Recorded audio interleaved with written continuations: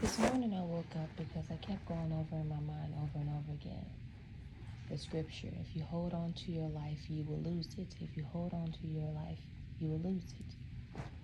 And I kept talking to God about it over and over again, and I'm trying to figure out what is it that I'm holding on to, because I have no choice but to continuously keep revisiting everything that have taken place in my life, because it has to be corrected. It needs to be fixed because it is based on a lie. What do I mean when I say that? For example, everything that happened to me in the United States Navy was based on a lie. And my life is the way that it is today because that lie still lives. And no one cares to try to make it the truth. I was abruptly separated from the United States Navy for absolutely no reason. I was dealing with a lot of witches and sorcerers, and I remember when I was speaking with the bishop, I told him, I said, I'm having these issues, I'm taking it through the chain of command. I said, but by the grace of God, I am still here because I'm still following all of the instructions I'm supposed to be following. I have not broken not one law.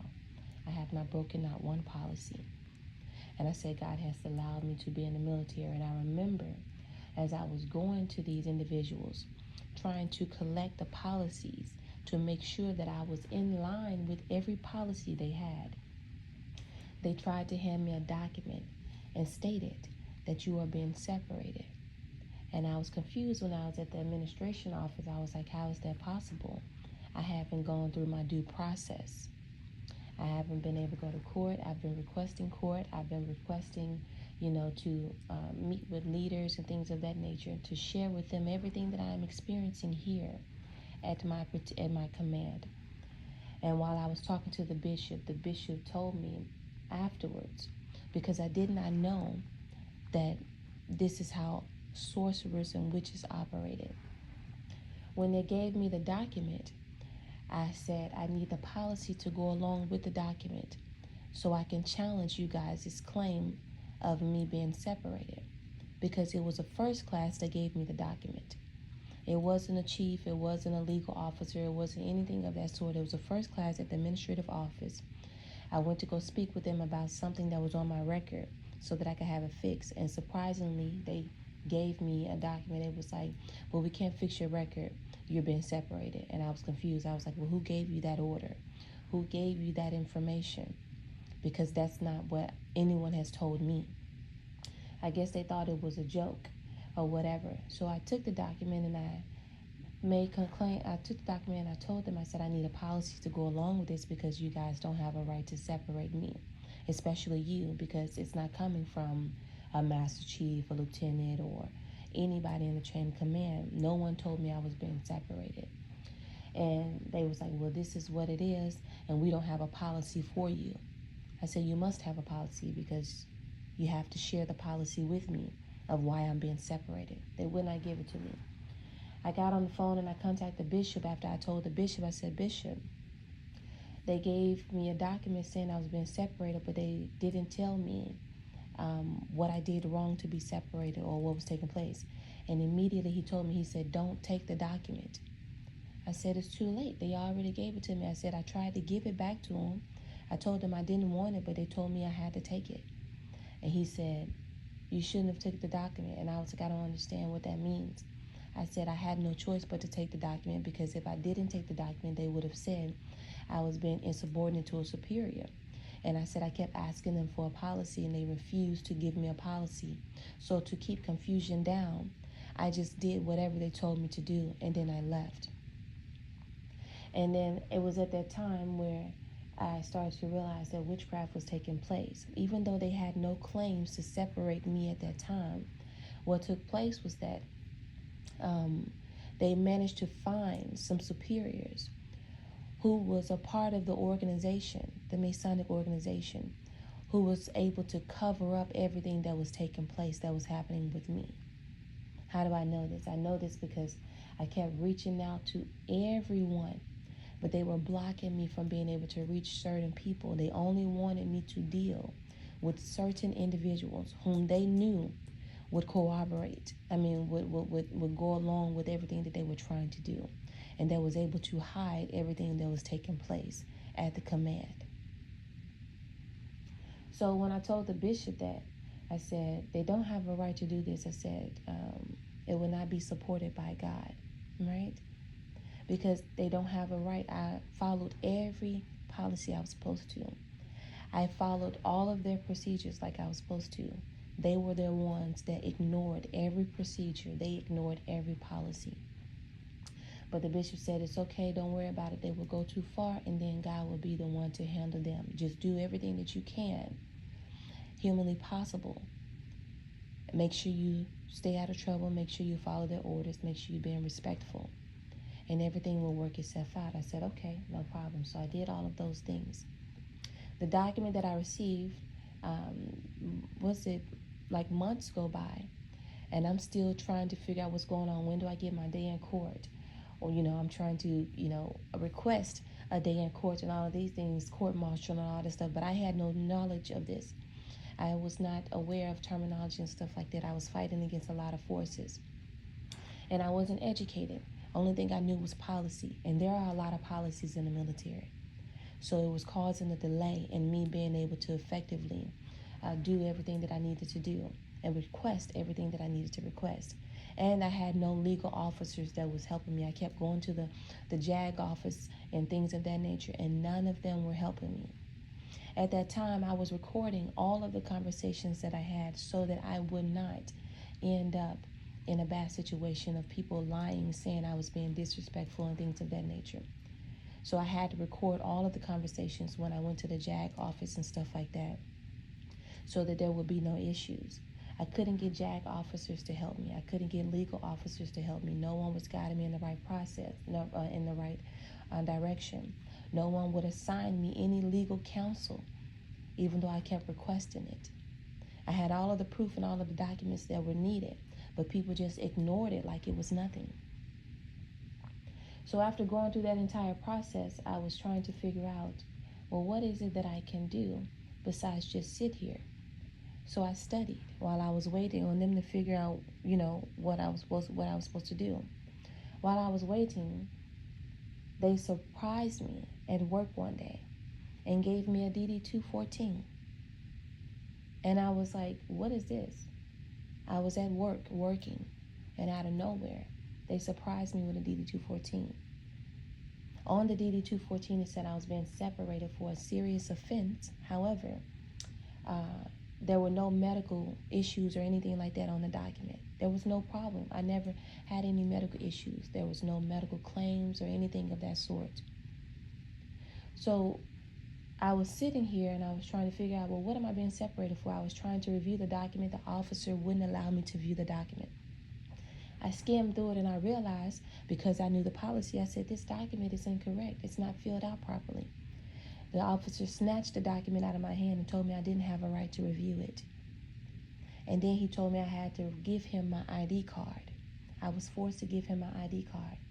And I was like, that's not right. I'm telling you, this document is not right. You need to take me to an officer or a legal officer so I can speak with someone to figure out what is going on, because this document is incorrect. He told me I had no rights, and that if I did not give him my ID card, he will forcibly take it from me. And he did. I refused to give him my ID card because he had no right to take it. What I knew that I had not violated anything regarding, like I was not resisting arrest because I was not under arrest. I knew that I was not disobeying a command because he was not my superior. And the document that he gave me looked fraudulent. It was not properly filled out. I knew I had a right to counsel. I was requesting counsel. He was denying me this.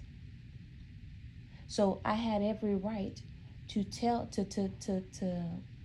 not give him my ID card. I was not being disrespectful. I was not cursing. I was not yelling. I was not under arrest. I was not breaking any laws. So I had every right to tell him, I do not have to give you my ID card. And he told me I had no rights. And then when he proceeded to try to take my ID card. I asked him, I said, "What are you doing? I am not under arrest. You have no right to put your hands on me." He told me, "You are under arrest now because you are disobeying an order." And I said, "What order is that? By what grounds do you have the right to arrest me?" He could not come up with an order or a command as to why I was being arrested. And then proceeded to say, "Well, you are now under arrest because you are resisting arrest." And I said, "That makes no sense because you have to tell me what I'm being arrested for in the first place. And I have a right to receive legal counsel regarding everything that you are doing." He refused to give me any information. So as we struggled, he managed to take my ID card from me and told me that I was under arrest. And as I kept saying, "What am I under arrest for?" Because he could not come up with anything as to why I was under arrest, he just told me, "Well, you're not under arrest. We just have to escort you to your car, and we have to escort you off the base." And I said, "Okay, but what does that mean?" And he said, "Here's your document of a temporary base access," or something like that. He was like, "You can't access the base for 30 days. And then I asked him, I was like, "Why are you giving me a temporary document stating that I'm banned from the base for 30 days when you're telling me that I am being released from the military?" It doesn't make sense. When they escorted me to the police base, to the police office or whatever it was, they would not sign the document for temporary base. And the only thing they were concerned with, they kept saying, "Did the officer manage to secure your ID card?" And I said, "Yeah, he did, but he had no right to." And I said, "Why are you giving me a document?" I still have this document, by the way. I said, "Why are you giving me a document that is telling me I am banned from the base for 30 days, as if I am permitted to come back at some point?" No one had an answer for me. I asked to speak to the Master Chief. He did not have an answer for me. There were officers that were walking by. They did not have an answer for me. Detective Gaspy, I spoke with her. She did not have an answer for me. Officer Brown, the one who arrested me, they did not have an answer for me. No one had an answer, and yet all of them kept walking past me, smiling and laughing like they just accomplished something. Like it was an inside joke that only they were privy to. And I remember I said, "Well, why am I here at the base if you have no reason to arrest me?" They could not find anything to arrest me on because I had not broken any laws. So what they decided to do, they said, "Well, you're not under arrest. What we're going to do, we're just going to escort you off the base and you can't come back." I said, "What about my ID card? Because I have to give up my ID card and give it back to the passing office. I have to release it over to them." They said, "No, you don't. We'll keep it." So they kept my ID card. I said, "Okay, no problem." They escorted me to my car, and then they escorted me off the base, and then I left. It wasn't until years later I found out, that there may be some medical claims, which I don't have copies of. There is no medical history that I have. As a matter of fact, the documents that I have explicitly state that there is no medical concerns, no mental health issues, no disabilities, none of the sort. These are the documents that I have. Why do I say this? I say this because the actions of a few individuals have a ripple effect on my life to this day. My parents tried to get life insurance on me. And I came across a document from Americo stating that they could not, it wasn't in their name, it was actually in my name, which is why I needed to call them to figure out, who got life insurance? Because it looks like life insurance was taken out on myself and not my parents being the one taking out life insurance on me. The document states that I was denied life insurance because of medical concerns. And I kept trying to figure out, where are they getting these medical concerns from? Because according to the documents that I have from the Navy, there are no medical concerns. There are no mental health issues, no problems.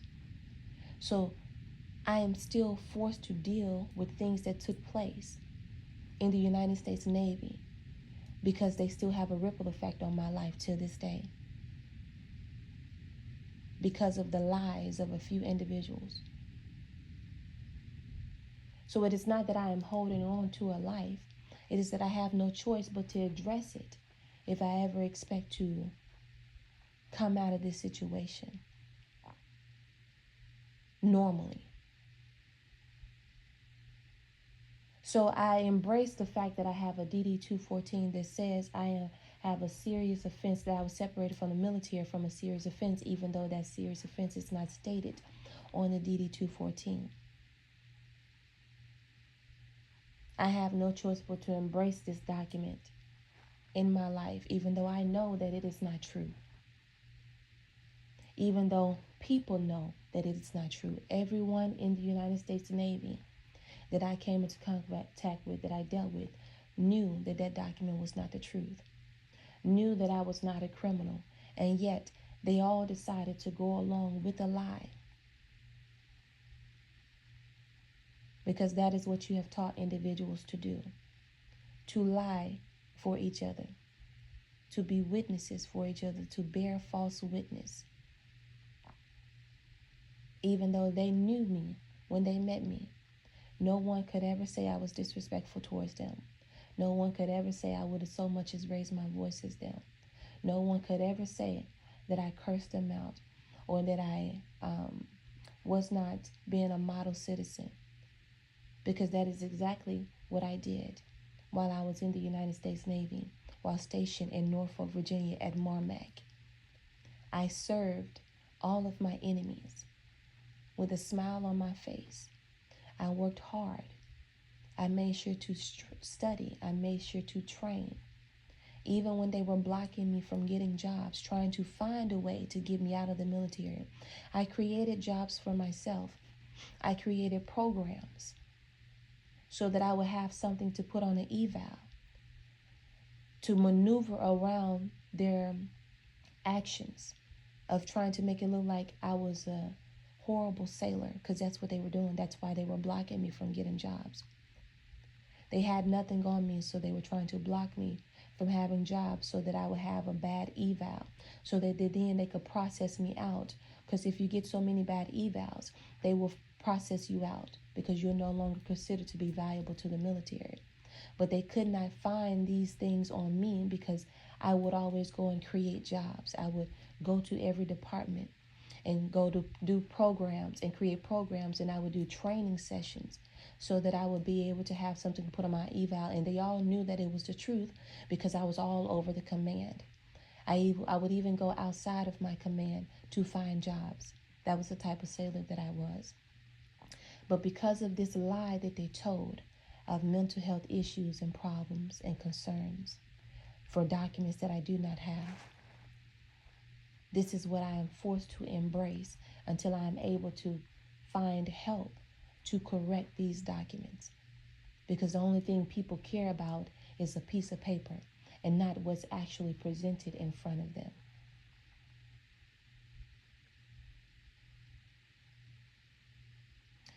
I have to share this story because this story is not just something that has happened to me.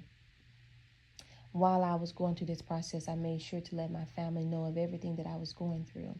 I would even send my mom some of the recordings that I was doing, sharing with her the mistreatment that I was experiencing while in the Navy. This situation has happened to many people inside of the military. People that are afraid to talk about it. People that are afraid that if they even so much as engage, they could lose their life. Because many people have lost their life for speaking up about the truth. The problem is, I don't have anything to lose. I have absolutely nothing to lose. I am still dealing with lies, life insurance, with medical claims that aren't true. And now I have to call the company to ask them, what medical claims are you referring to? And then give them proof that there is no such thing on my record. I have to continuously contact different people so that I can collect proof for myself. Because of this, there's a ripple effect. What happened to me when I received jobs, when I was working at the Hilton Hotel? People were sent to sabotage me. They tried to do things to cause me to get into an accident at work, injury. Leaving buckets of water out, leaving water on the floor, no wet floor signs. I would have to tell them, you need wet floor signs. Doing safety issues, leaving knives unattended on the things. All these things were being done. I was mistreated by my superiors, by the HR department, and I still did it with grace, being respectful to them, being kind, making sure they didn't injure themselves, even though I knew they were trying to injure me. Making sure I exemplified great work ethic. Making sure I treated the customers with respect to maintain the hotel's reputation. And then I was abruptly let go for speaking out, for telling the truth about one superior mistreating me. And it wasn't even with disrespect.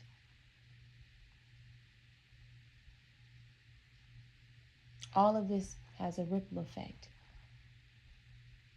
to where I now have to continuously keep contacting the hotel, because I'm not going to have information floating out there without me having a record of it. If I was terminated, then I feel that I need a termination letter explaining why, because I have other jobs to try to get. And that was my most recent job, and they were going to ask, what is your most recent job? If you claim that I was something that I was not, I need a record of that. I need to have it on record, on paper.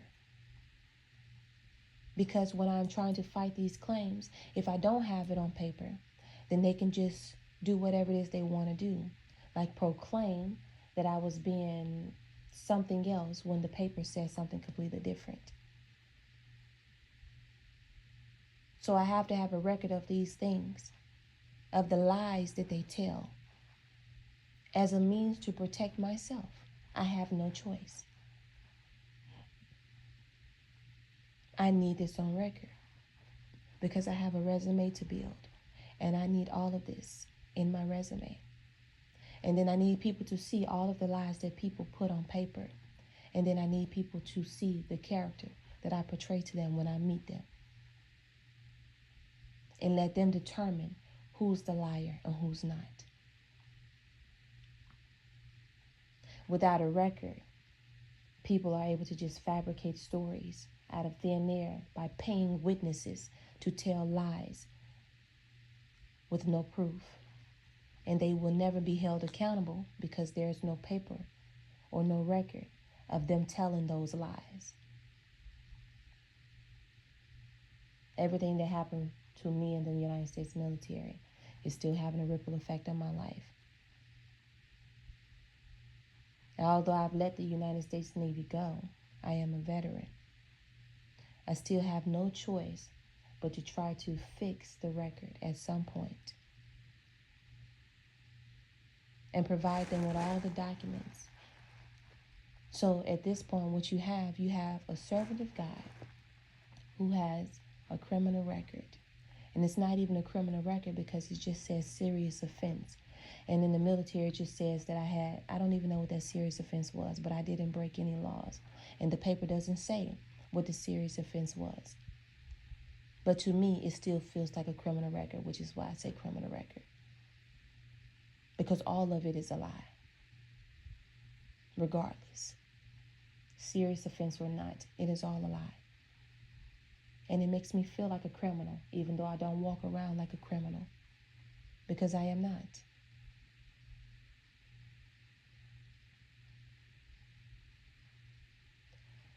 To all of the people that are struggling in the United States military,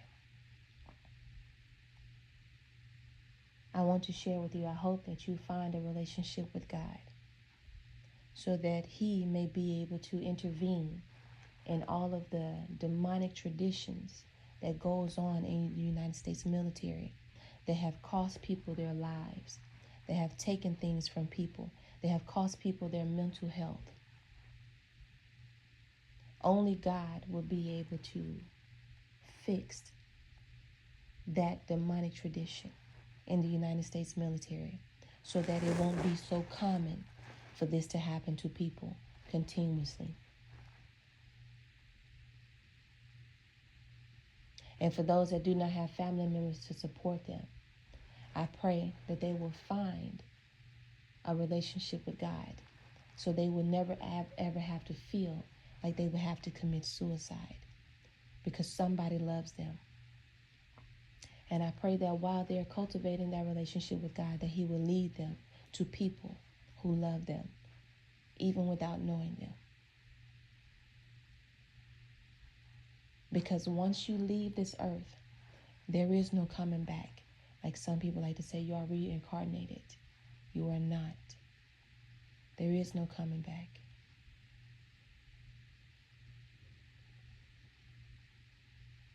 May God bless the hearers, readers, and doers of His word. And may He continue to fight the spiritual battle that is taking place within the United States military.